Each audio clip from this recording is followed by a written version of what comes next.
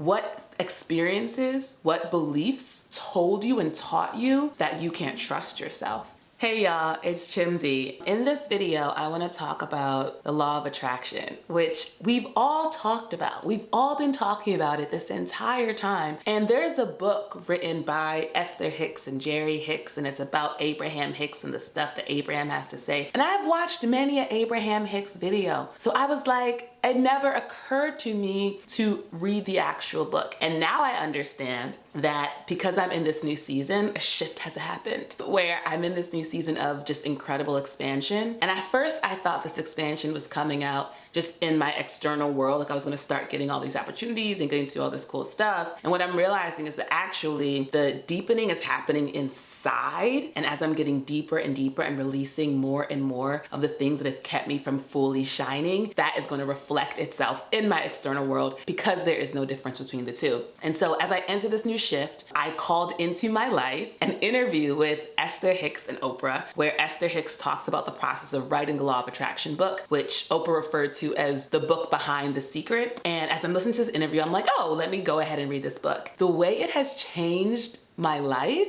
and it shocks me because I have read so many spiritual books. Literally, I have conversations with God with me right here. I've got The Power of Now. I've got Becoming Supernatural. I've got The Game of Life and How to Play It. I've read Think and Grow Rich. Like I have read so many spiritual books, and largely Untethered Soul highly recommends. They're pretty much all saying the same thing with their own spin, right? So I was just like, I think I'm good, honestly. One of the messages I actually got from Conversations with God, because I read the first one, the first book, there's 3. It totally blew my mind. So I got the full text, and literally one of the messages God gave me when reading it was like, girl, you don't need to keep reading these books. Like you're good. Just literally just live your life now. You don't need to do any more research on the topic, right? On how to live your life.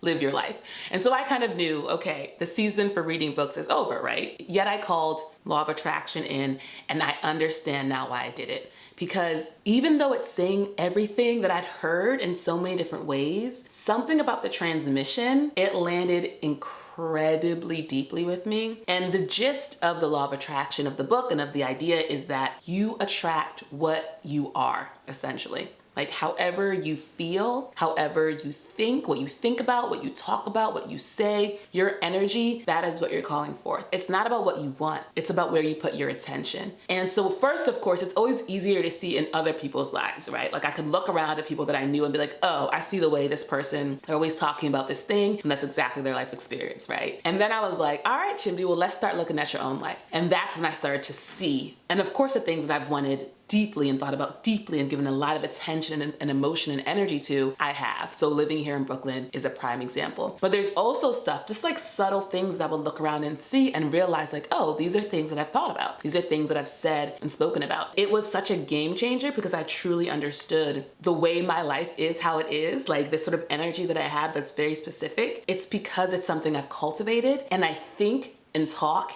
and spend a lot of energy in it, and so it magnifies and grows. And that's how it is with anything in our life. Another resource I engage in is BK Shivani. She's a YouTuber on here. She's not a YouTuber on here. She's a whole ass speaker, and she has a YouTube channel. And a big thing she talks about is how what you feed yourself, like what TV shows, what movies, what social media, what news, all of that stuff is feeding and creating the soil, the fertile soil for your thoughts, for your words, and for your actions. Already, I'd been kind of reducing my consumption of a lot of media that didn't really align. After reading, like watching her stuff, I only kind of dramatically reduced that further. And then now after reading Law of Attraction, I'm understanding why that's the case. Like I don't watch true crime, you know? I know some people like love true crime.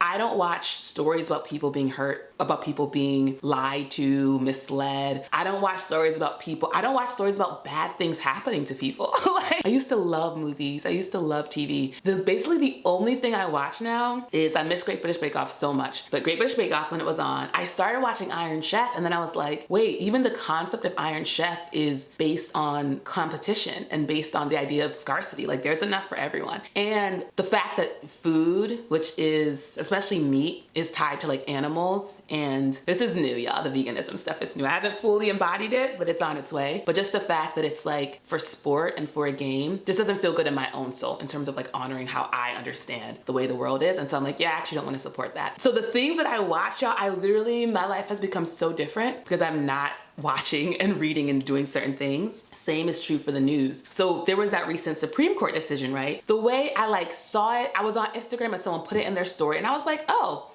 And then I kept it pushing because I understood that like, if I think about it, if I talk about it, if I get caught up in the sort of turmoil of it, that's only gonna affect my energy, which will then only cause more things that are like that to come my way. And then it was so interesting because I think it was that same day, I then went to this dope rooftop party, which was so interesting because I had so many different people and it was truly like, people were talking and then I could see what they were saying and how they were talking reflected in their energy, and it was fascinating. And there was someone who referenced like, you know, they had been like, they were sad earlier in the day, you know, and they like mentioned it a couple of times. And in my mind, I'm just like, oh, this person's really sad. At one point I was like, do you want to talk about it? Like, what's going on in your heart that's, you know, that things are weighing you down? And she was like, no, I'd rather not. And then it wasn't until later that I realized like, oh, it was because of the Supreme Court decision. And in that moment, and it was actually in talking to my friend Melissa, hey Melissa girl, that I kind of realized like, in that moment I understood all of this talk that's been happening in the spiritual community about like different dimensions and how there's like a shift happening where we're gonna like, people who vibrate in one way are all gonna be together, and the folks who vibrate in this other way are all gonna be together, and we're like not really gonna hang out anymore. And in my mind, when I thought of like dimensions, I thought about like, you know, Avengers style, we gotta build a portal and go through time and put on a suit and all this kind of extra stuff. And I realized in that moment, like, no, literally it wasn't on my radar,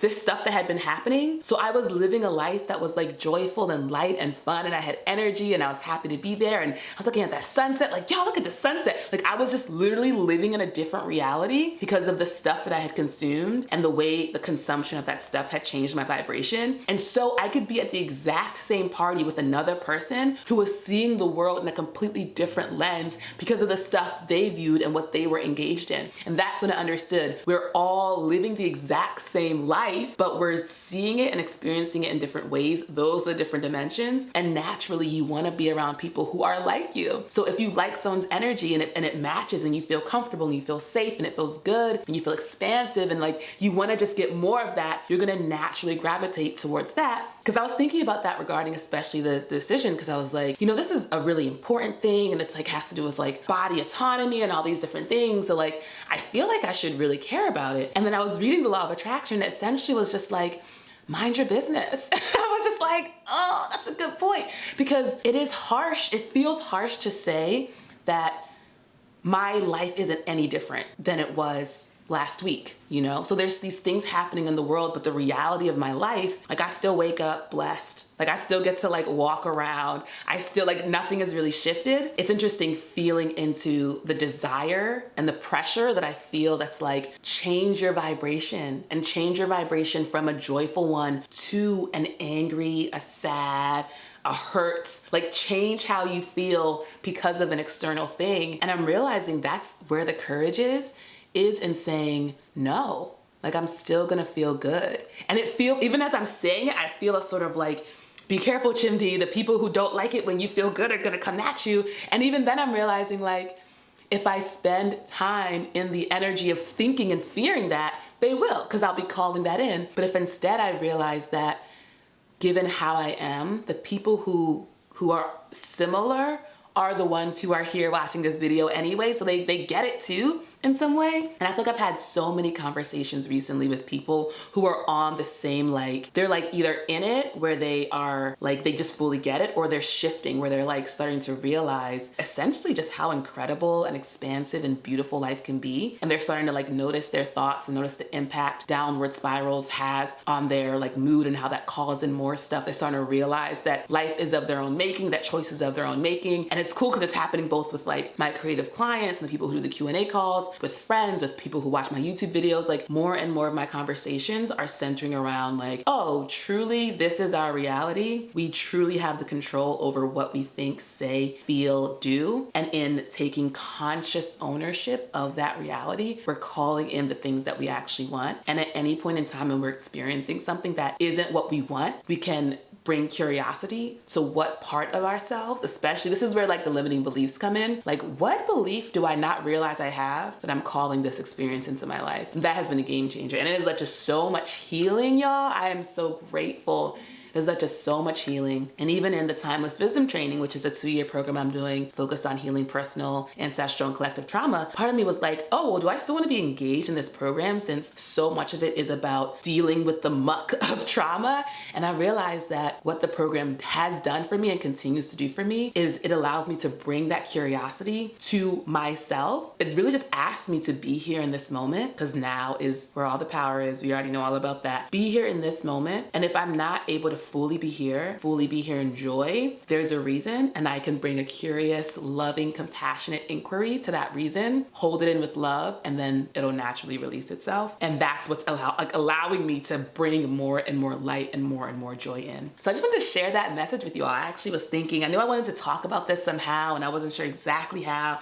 So I actually like grabbed my notebook and I started journaling, and I asked God, like, okay, how am I supposed to talk about this? Like, what is it that I want to communicate to people? And honestly, I think the main thing is read the book, because the book, something about reading the book versus watching all of the videos really landed with me in such a dope way. And yeah, just that idea of like, it's not going to be this sort of Avengers style mystical thing that happens where we're in different dimensions. Right now we are in different dimensions. Like, you're either, not either or, but like you're on somewhere in the gradient of living life in joy and peace and excitement and calling things forth that you love and want, or you're in the part of sort of being in a more like, oh, you know, being a victim of this thing and reacting to things and sort of fighting and struggling and suffering against things. And it's just like, it's a whole spectrum, and we're all just sort of like somewhere on that line. And the final thing that I'll share is all around how we know what to do next, and this idea of intuition. And they spelled it out so simply in the book that I just had to laugh, because I'm like, is it really that simple? And it literally comes down to like, when you're in your body and you're in a moment and you're not sure of what to do next, you literally just check in with how you feel. And if it feels good, keep doing it, or do it. If it feels bad, stop, or don't do it. And I was like, it can't be that simple. It can't be that simple that we should just do what feels good and then keep feeling good and then stop doing what feels bad. Like, I was like, it really blew my mind. And I want to share something that Light Watkins talked about, because someone asked, how do we know sort of if we're feeling a resistance or a pain or some kind of tough feeling around something because it's like calling for our expansion versus it's actually like against our intuition. And he phrased it so beautifully, which is you have to tap into whether or not you're feeling a pain and a suffering because you are not being your full self, and the pain that comes from staying small and remaining hidden, or if it's a pain and a suffering around being someone you're not, you know, like you are showing up in a way and that's not what you want to, how you want to do. So you're making a choice and you know, like, yeah, I actually don't want these things. And that's why it feels uncomfortable. And it really just completely nailed it for me, because I actually have an upcoming coaching consult with someone who is sort of debating between doing a sort of safe route and like saving up money and making money doing this thing, or sort of following their heart and their passion. The fact, and this is something Thomas People talks about, like whenever we have a question, it's not even about answering the question. It's about, why do we have that question in the first place? Like, why would you not already know that you should follow your intuition? What experiences, what beliefs told you and taught you that you can't trust yourself? And that's the real work, is to release those things with loving compassion, forgive yourself for allowing the things that happened to affect the way you now operate in the world as a full adult who is autonomous, and then start making those different choices that are actually really aligned with who you are. I hope this has helped you. If you're watching it, it's because you call this into your life, so you're welcome. Let me know in the comments what resonates with you. I will see y'all in the next one. Give this video a thumbs up, subscribe, join me on the Patreon, all that good stuff. Okay,